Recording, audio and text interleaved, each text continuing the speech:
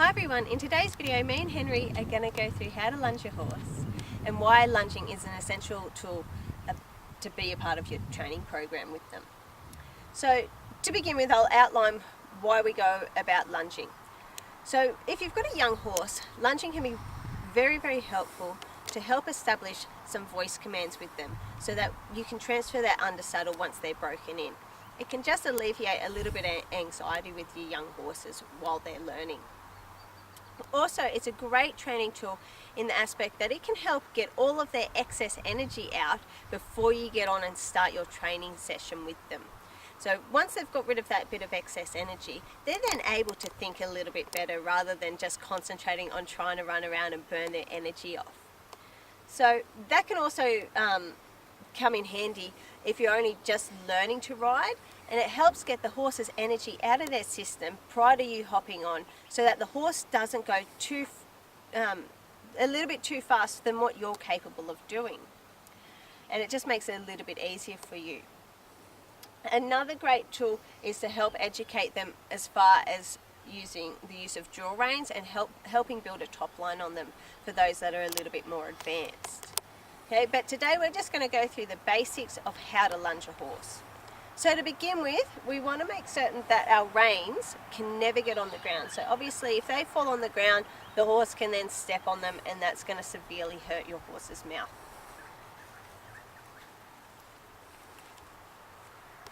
So first thing I'm going to clip the lead on, because if I wrap the reins up, I've got nothing to hold on to little Henry with. Luckily Henry's pretty quiet and he's not going to run away. So clipping the lead on, he's starting to get ready to go already. Place the reins up and over the horse's neck.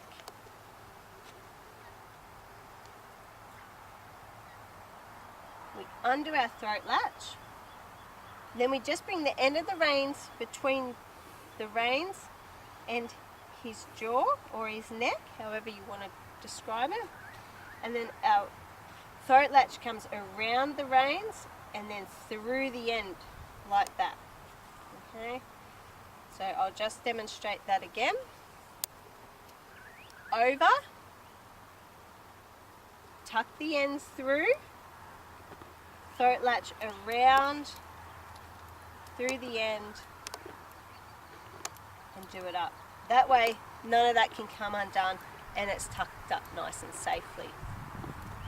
So we want to make certain that we stand in the correct position when lunging our horse, because the horse works off our energy and it works off our body language. So the shoulder is a very neutral position, okay, and that's where we want to base our shoulders facing his shoulders, because that's a very neutral position. Anything in front of the shoulders can either hinder the horse's forward momentum or it can push your horse outwards. And we don't want to do either of that while we're lunging, unless we're asking the horse to stop. Anything from the shoulder back will help guide your horse forward. Okay, so that's where, if we're asking the horse to go, that's where our pressure is going to be directed, is back here. So you want to make certain that you've got a really good understanding of how horses work with their body language before you start lunging your horse. So I use a lunging whip. The lunging whip is not designed to hurt your horse. It's basically designed to just be an extension of your arm. So when we're lunging a horse, we can often get them on quite large circles, and the lunging whip is just there to use to help direct the pressure to the horse so that the horse has got a better understanding. A really big safety issue with our lunge lead is to make certain that we never wrap it around like that. Okay, because if the horse decides to have a little bit of a play or take off and you tighten your hand, that will wrap around like that really tight. Okay, so that can also lead to, you're not going to roll, mate. That can lead to broken fingers, broken hands, and that's something we definitely don't want. So always get into the habit of looping your lead from side to side. Okay, that may take a little bit of practice, and even if you need be, practice it without having the horse so that it just becomes an automatic thing that you do whenever you have the lead in your hand. So to begin lunging, we need to make certain that we put ourselves in the correct position. So stepping back, so I'm square on with his shoulders, using my whip to ask him to walk on, and a voice command. And then as he moves, I'm going to allow the rope to slide through so he can go into a bit bigger circle. You're not going to run.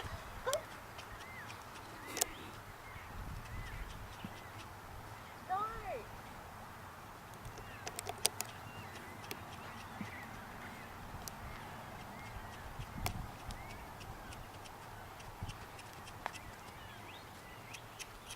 Henry's got other ideas of rolling.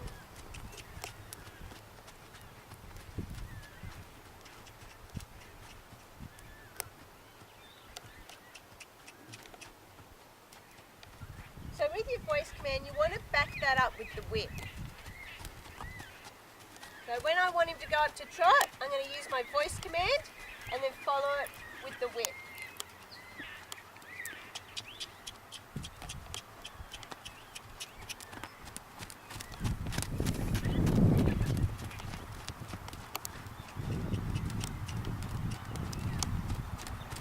If your horse is overly sensitive to the whip, you may have to put it behind as such.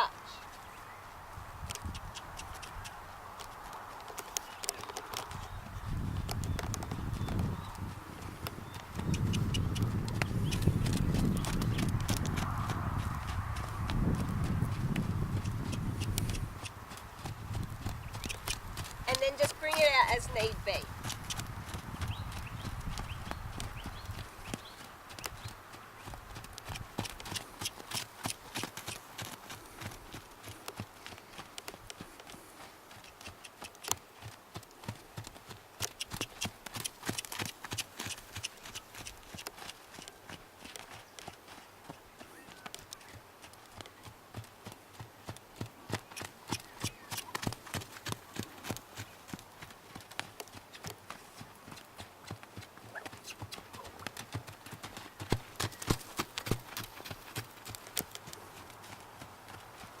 Stop. I'm going to make certain I put the whip away so I'm not giving any mixed signals to the horse.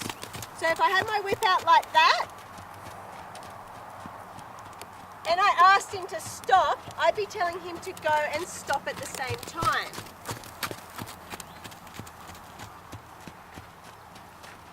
So putting the whip away, or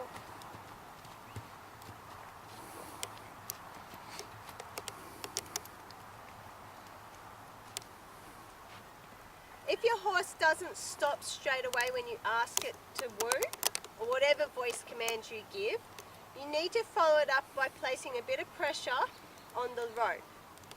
So it's very similar to when you ride. If you ask your horse to woo and they don't do it, through a voice command you would then follow through with placing rein pressure on your horse to make them stop. We do the same thing with the lunge lead. So if you say whoa and the horse doesn't stop, you then place a little bit of pressure on the lead until the horse stops. And then once they do stop, give them a reward so that they want to stop again next time. So again, I'll just quickly run through how to start your horse. So Henry's facing the wrong way. So I'm just going to ask him to move out. Reward him for moving. Making certain I'm in the correct spot, that my lead's not tangled.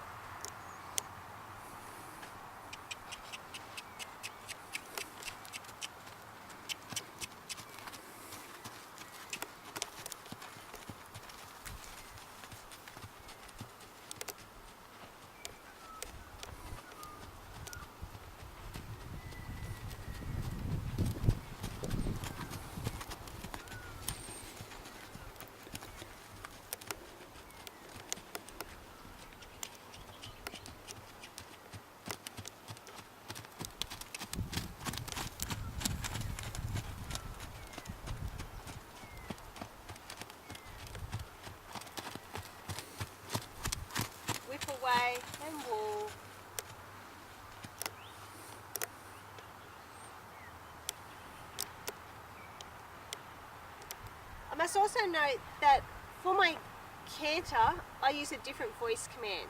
So it's very black and white for the horse. So rather than using a clicking sound for every transition, that can be quite confusing for the horse, because when they're standing still, they're like, does that mean walk, trot, or canter? So they've got to try and guess which one's right. Whereas if you use a different voice command for each one, it helps make it a little bit more clear for the horse to know exactly what you want every single time.